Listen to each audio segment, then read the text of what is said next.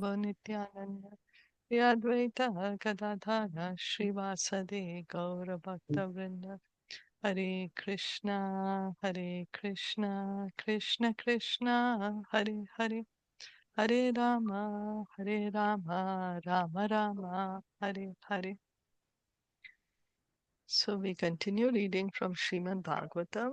We are on Canto 10, Chapter 10.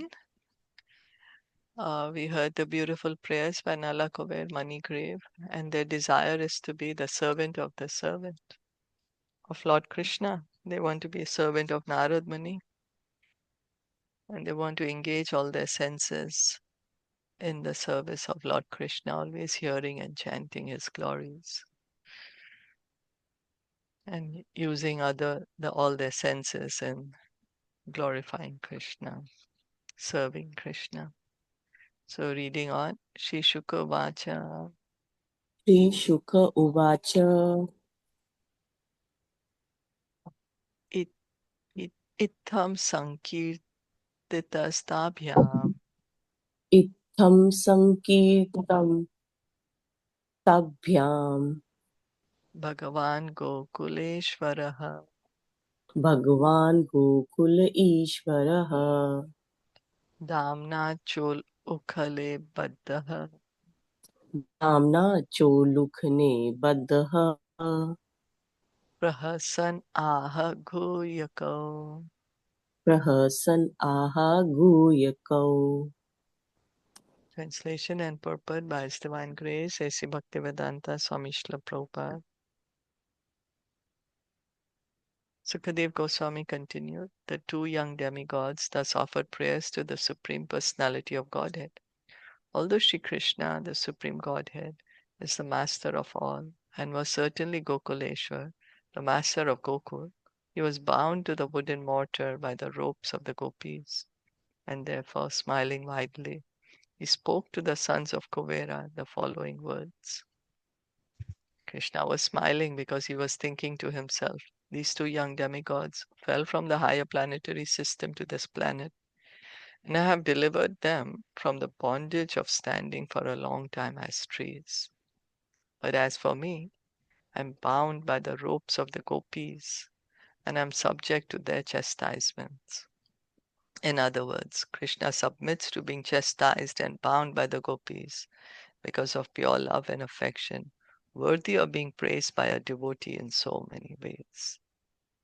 So Krishna freed these Nalakovera and Manigriva, right? He freed them from being trees. They were standing for 100 years of the demigods. And then now he's smiling. Why is he smiling?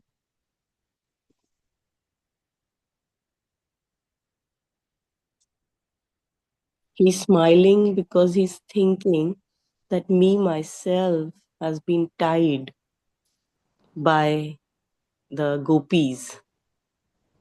And look, I freed them, but me myself, I'm being chastised and I'm bound by the ropes by gopis. So Yeah, that's he's right. smiling.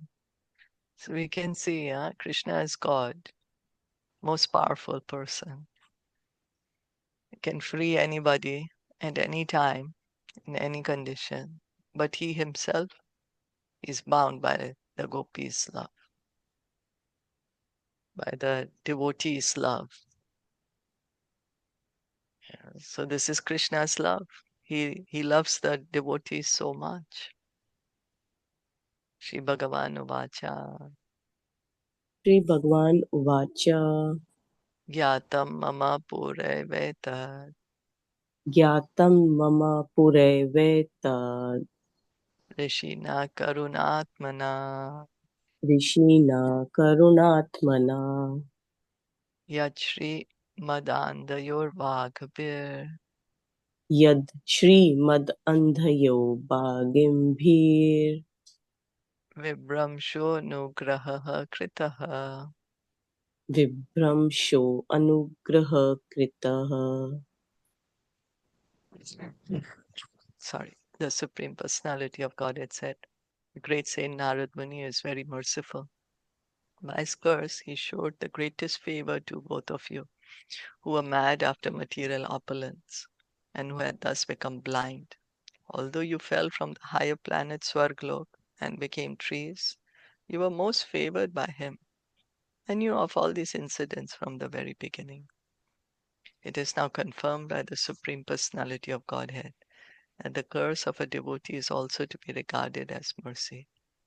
As Krishna, God, is all good, a Vaishnav is also all good. Whatever he does is good for everyone. This is explained in the following verse. So Krishna is telling Nalakuber and Manigriva that this curse is actually the greatest mercy that you have gotten, mercy of Narad Muni. Sadhunam samachittanam साधूनां समचित्तानां sutaram matkrit atmanam सूतरां मत्कृतात्मनां darshanano bhavet bandha दर्शनात्रो भवेत् बन्धः pumsoshno shnoho savitor yatha. पुंसोष्णुः सर्वितु यथा. When one is face to face with the sun, there is no longer darkness for one's eyes. Similarly, when one is face to face with a sadhu, a devotee, who is fully determined and surrendered to the Supreme Personality of Godhead, one will no longer be subject to material bondage. As stated by Chaitanya Mahaprabhu, Caitaniya Caritamita Madhya Leela 22.54. Sadhu Sangha Sarva Shastra Kai Lava Matra Sadhu Sangha Sarva Siddhi Hai. If by chance one meets a sadhu, a devotee, one's life is immediately successful and one is freed from material bondage. It may be argued that whereas someone may receive a sadhu with great respect, someone else may not receive a sadhu with such respect. A sadhu, however, is always equipoised toward everyone. Because of being a pure devotee, a sadhu is always ready to deliver Krishna consciousness without discrimination. As soon as one sees a sadhu, one naturally becomes free. Nonetheless, persons who are too much offensive, who commit Vaishnava pranks, or offenses to a sadhu, will have to take some time before being rectified. This is also indicated herein. So this is the mercy of a sadhu, that just by seeing a sadhu, one will get liberation, can go back home, back to Godhead. May take some time. So for some it may be faster, some it may be slower, but it will happen. And this is the equal mercy that the sadhu is giving to everyone. Prabhupada is explaining that one may be receiving the sadhu properly, another may not, but yet everyone will be delivered. He's equipoised. He's delivering without discrimination. It's just that one who's doing some aparadh, they will take some time, but they will also take up Krishna consciousness. What happens is when one sees a sadhu, then the love that we have in our heart, that we get that gets, you know, awoken. Not immediately, but the faith in our heart gets awakened. Because love for Krishna is there in everyone's heart, right? So what happens when we see a sadhu? That we get faith in this process of devotional service, and gradually we can revive our love for Krishna. Our faith gets awakened. Is that okay? Yes. Tat gachatam mat paramo तद्गच्छतं मत्परमौ nalakuvara sadhanam नलकूबरसाधनं sanjato mai bhavo mam सञ्जातो मयि भावो वाम् ipsita paramo bhavaha. इप्सितः परमो भवः. O Nala, Kovara, and Manigriva, now you may both return home, since you desire to be always absorbed in my devotional service. Your desire to develop love and affection for me will be fulfilled, and now you will never fall from that platform. So they desire, right? They prayed to Krishna, let us always be engaged in your service. Let us always be the servant of your servant, Narad Muni. Krishna is saying, yes, tathastu. Let all your desire be fulfilled. And you will always have love for me. You will never gonna forget now. The highest perfection of life is to come to the platform of devotional service and always engage in devotional activities.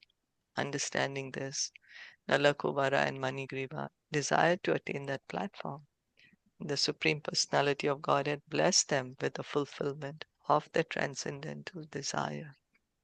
So it's a wonderful desire to have. That Nalakuvara and Manigriva's desire is so good. And we can also have that desire. And Krishna will fulfill our desire also. Shishukovacha Shri Shuka Uvacha iti uktau tau parikramya Iti Uktau Tau Parikramya namya cha punah punaha Pranamya Cha Punaha Punaha baddol o khalam amantriya Baddau Ukhalam Amantrya jagmatur disham uttaram. Jagmatau Disham Uttaram. Sukadev Goswami said, the Supreme Personality of Godhead, having spoken to the two demigods in this way, they circumambulated the Lord, who was bound to the wooden mortar, and offered obeisances to him. After taking the permission of Lord Krishna, they returned to their respective homes. Thus end the Bhaktivedanta purports of the 10th canto, 10th chapter of the Srimad Bhagavatam entitled Deliverance of the Yamala-arjuna trees. So Krishna said, yes, your desire to always engage in my service is going to be fulfilled. You will have love for me always. You're never going to forget now. And they circumambulated the Lord and went back to the Swargalok. So that brings us to the end of this chapter. We see in this chapter really the mercy of Narad Muni, mercy of a devotee, causeless mercy of a devotee. Did you all want to add anything? Any realizations? Anything to share?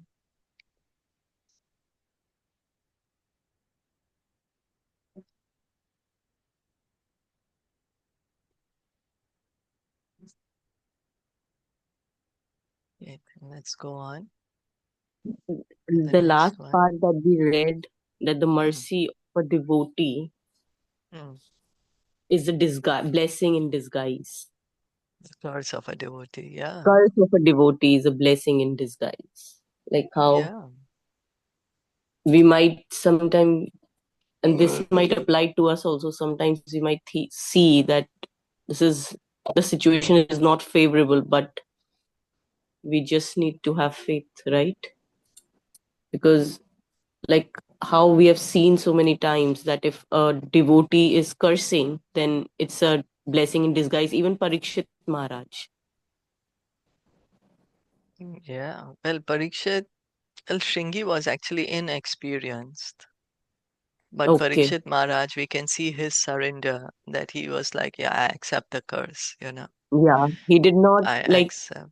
Yeah. yeah, he accepted it as it is, and he, It was actually Krishna's arrangement because Krishna wanted the Bhagavatam to be spoken.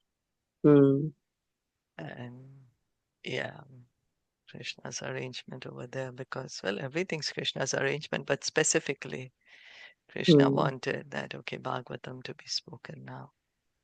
And that hmm, Parikshit Maharaj, because he was so busy, he's a king, he has so many duties to hmm, perform. So now, okay, he can just focus to hear the Bhagavatam.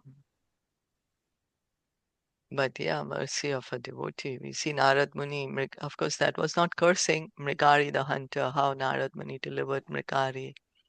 Yeah. Yeah. So the mercy of a devotee is, that's what we need. We can get bhakti from the bhakta. A devotee can give us bhakti. Engage us in hearing and chanting. Okay. Should we go on to the next chapter, 11? Yeah. Childhood pastimes of Krishna. This chapter describes how the inhabitants of Gokul left Gokul and went to Vrindavan, and how Krishna killed Vatsasur and Bakasur. Uh, when the Yamala-arjuna trees fell, they made a tremendous sound like that of falling thunderbolts. Being surprised, Krishna's father Nanda and the other elderly inhabitants of Gokul went to the spot where they saw the fallen trees and Krishna standing between them, bound to the ulukha, the wooden mortar. They could find no cause for the trees having fallen and Krishna's being there. So they thought this might be the work of some other asura who had met Krishna on this spot. And they inquired from the playmates of Krishna but how the whole incident had taken place. The children properly described how everything had happened. But the elderly persons could not believe the story. Some of them, however, thought that it might be true, since they had already seen many wonderful incidents in connection with Krishna. Anyway, Nanda Maharaj immediately released Krishna from the ropes.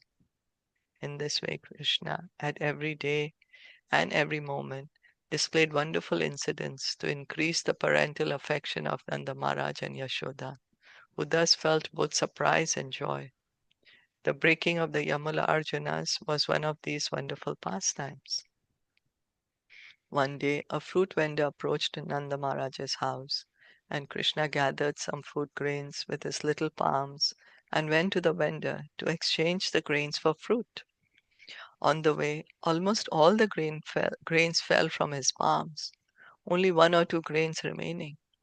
But the fruit vendor, out of full affection, accepted these grains in exchange for as much fruit as Krishna could take.